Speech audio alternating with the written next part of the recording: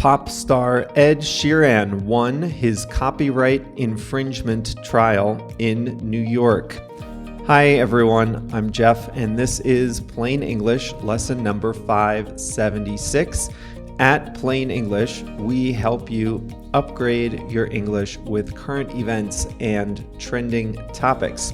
JR is the producer, and he has uploaded the full lesson content to plainenglish.com/576.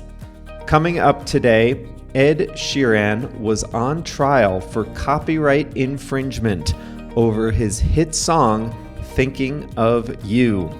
The heirs to a songwriter say he copied the harmony from another song from 1973, a famous one called Let's Get It On. To understand this lesson, we're going to have to start with some basics in music. Now, you and I are going to school here, and we're going to learn some things together in English. I don't know anything about music theory, so this is a learning experience for me too, but we'll get through it together. Now, last Thursday, when I was teasing this episode, I said he was on trial in London. That's not right. It was New York. Just wanted to make that clear before we started. And no, that wasn't a ChatGPT error. That was me, all my fault. Now, speaking of ChatGPT, remember, we're kicking off our Plain English ChatGPT challenge next Monday, June 5th, so you'll want to sign up at plainenglish.com/GPT. Oh, the expression. In the second half of the lesson, I'll show you how to use the expression building blocks, and we have a quote of the week. Let's get going.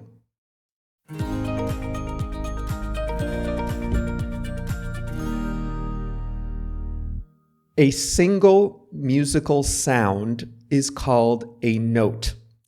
If you strike a single key on a piano, you produce a note.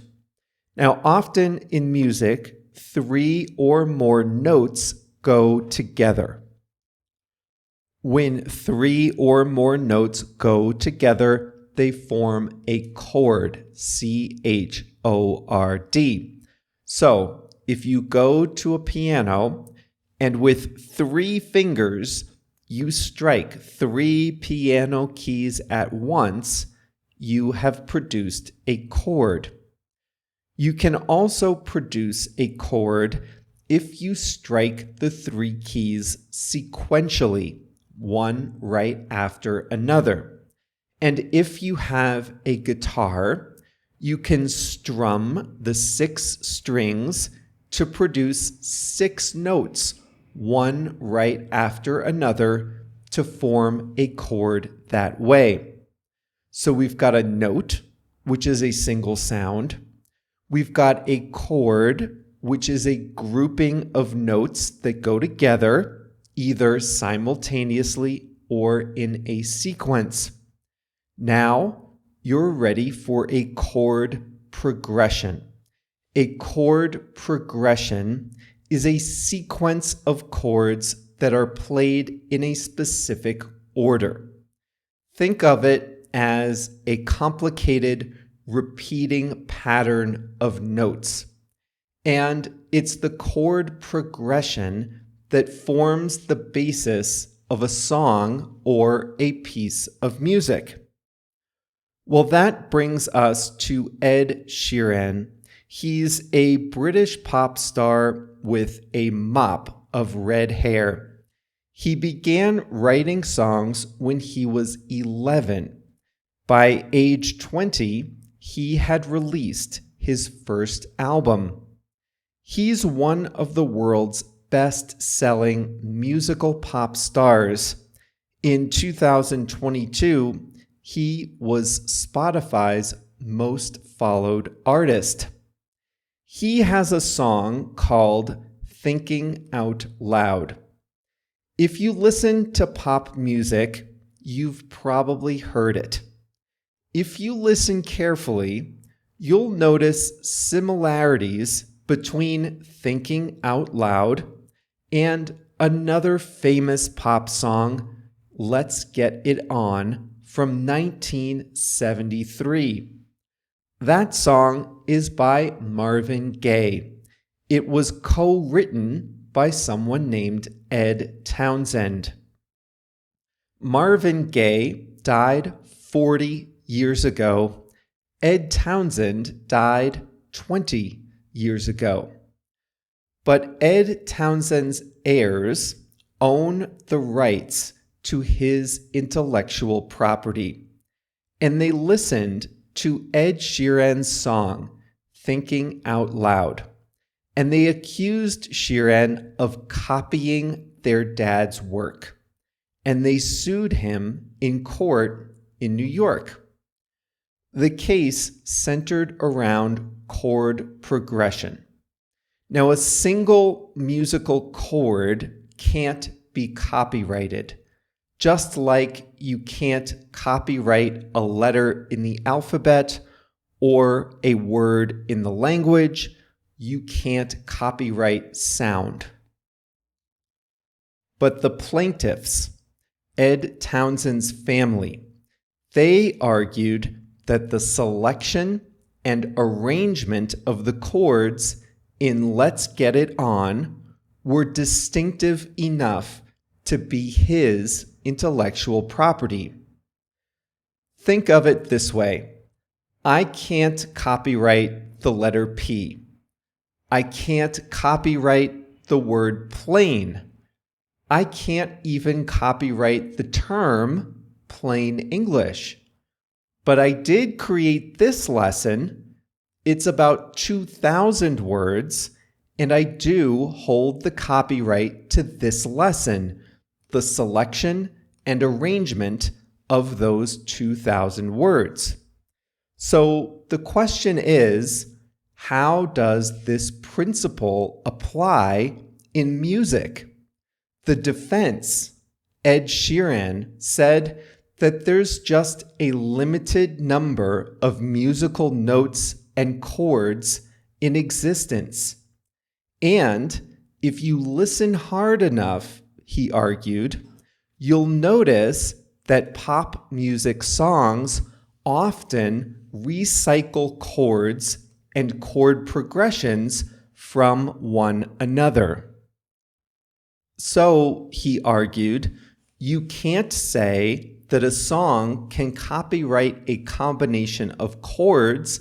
There are just not enough of them in existence.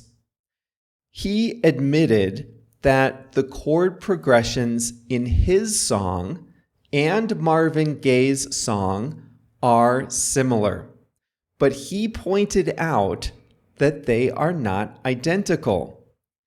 He took out his guitar on the witness stand in the trial, and he played chord progressions of Let It Be by the Beatles and No Woman, No Cry by Bob Marley, and highlighted the similarities in chord progressions in those two songs.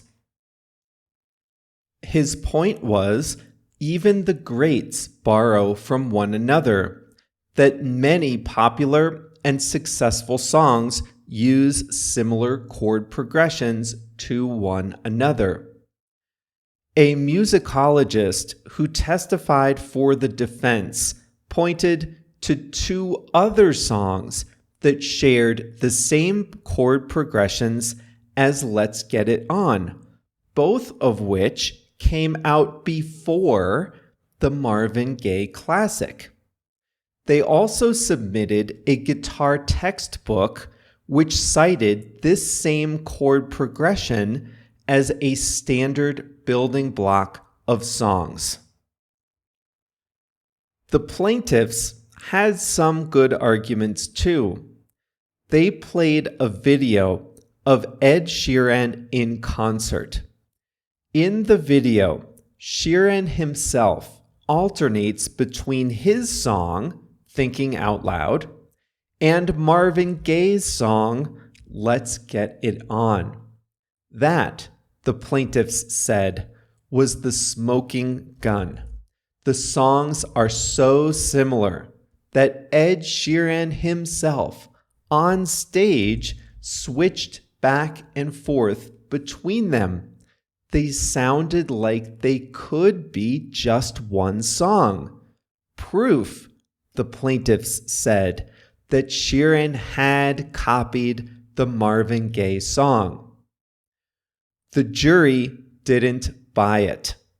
They deliberated for 3 hours and concluded that Thinking Out Loud was Ed Sheeran's original work.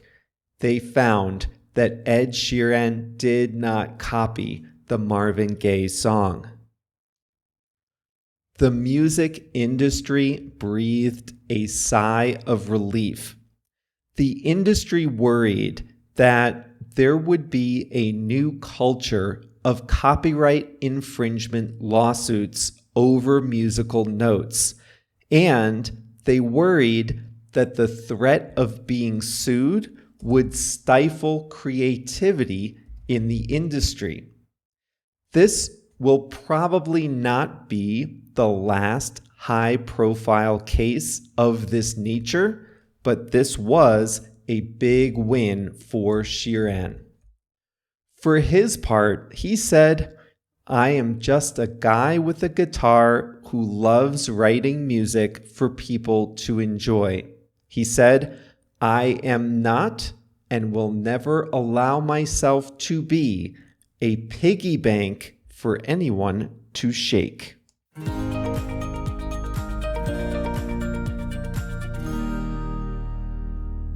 We're almost there. 7 more days of a topic or an activity that we do together in English. And this was one of my favorite live calls.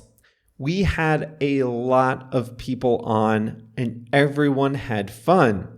A bunch of members, including JR, had never been on ChatGPT before, but they signed up during the call and experimented. So that call with Plain English Plus members was my inspiration for the challenge. And I know this is going to be fun because we had so much fun on that small group call. And it was so much fun that I wanted to find a way to bring that experience to all of you, to everyone in the audience. So plainenglish.com/GPT is where you sign up. Go ahead and do that now so you don't forget.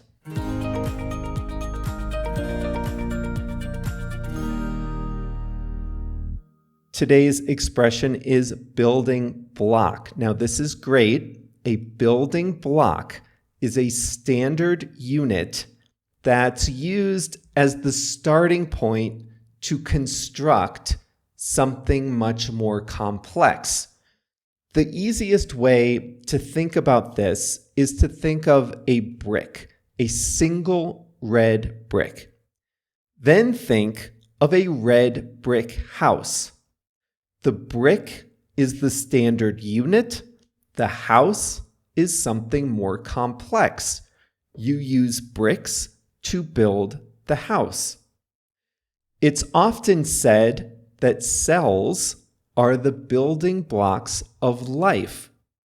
The smallest living things are one-cell organisms, bacteria. The biggest living things are, whales, I think. Whales are made of lots and lots of cells. So are humans, so are houseplants, so are fish. Every living thing is made of one cell or more than one cell. So we say cells are the building blocks of life. Cells are the standard unit used to construct something much more complex. Syntax, branding, iteration, order of execution, decisions, abstraction, and scoping. These are the building blocks of computer programming. If you want to know what all that means, you're going to have to ask someone else. I don't know. But according to what I have read, all computer programs use those 7 components. Even the most complex programs use those 7 components. The periodic table of elements includes 118 elements. These chemical structures are the building blocks of matter. All physical matter in the world is either one of these elements or a combination of these elements. So we say the building blocks of matter are the 118 known elements. Songs are made, they are written, someone starts with an idea, and those ideas later become a song. So what do songwriters use to create the music, the sound in a song? They use notes. Notes are like letters in writing. Chords are like words in writing. So a book is not really a collection of letters, but a collection of words. And words are the building blocks of language. It's the same in music. If you listen to songs carefully, you'll notice that it's not just a jumble of notes. A combination of notes is a chord. Almost all songs start with chords. The chord progression is more complicated, so I think we can say that the chords are the building blocks of a song. You take a selection of chords, you rearrange them, you repeat them, you change it up, and then you have a song. For that reason, we say, actually, Ed Sheeran says that chords are the building blocks of pop songs. Some people say that families are the building blocks of a healthy society. Without the family structure, they say, society would fall apart. What is a neighborhood? What is a town or city? What is a country? They are large collections of families, just like a human is a large collection of cells. And some people would say that families are the building blocks of a healthy society. What are the building blocks of a good education? It's often said that reading, writing, and arithmetic are the building blocks of a good education. Start with that, and everything builds from there. Not everyone would agree with that, though. What about the arts? What about creativity? What about interacting with others, social skills? Other people might say that social skills are the building blocks of a good education.